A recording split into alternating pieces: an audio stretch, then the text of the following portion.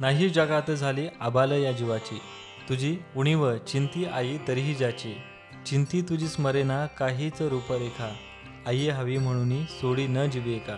रसिको नमस्कार, आपण ऐकत आहात गुरुवाणी सामुदायिक रेडिओ 90.8 FM आवाज कल्याणकरांचा. रसिको, वेळ झाली आहे दिनविशेष हा कार्यक्रम ऐकण्याची.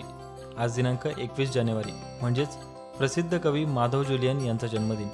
रसिको, रविकिरण मंडळातील एक थोर अग्रेसर आणि एक सौंदर्यवादी कवी माधव त्र्यंबक पटवर्धन यांचा जन्म बडोदे येथे दिनांक 21 जानेवारी 1894 रोजी झाला.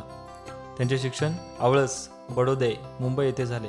1918 साली मुंबईच्या एल्फिन्स्टन कॉलेजमधून इंग्रजी व फारसी हे विषय घेऊन ते MA ची परीक्षा पास झाले. लगेच त्यांची नेमणूक प्राध्यापक म्हणून पुण्याच्या फर्ग्युसन कॉलेजमध्ये झाली.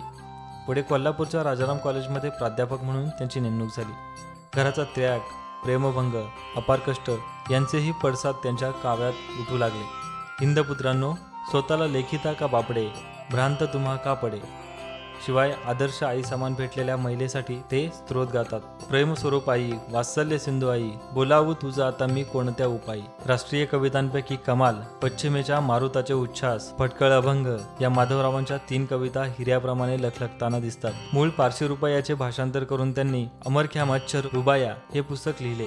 त्याचप्रमाणे द्राक्षकन्या व मधुलहरी ही भाषांतरित पुस्तके, शिवाय विरह तरंग, सुधाकर, गझलांजली, तुटलेले दिवे, स्वप्नरंतन हे काव्यसंग्रह, भाषाशुद्ध विवेक व पद्यप्रकाश हे त्यांचे ग्रंथ प्रसिद्ध आहेत. 1936च्या जळगावच्या अभा मराठी साहित्य संमेलनाचे अध्यक्षपद त्यांनी भूषविले होते.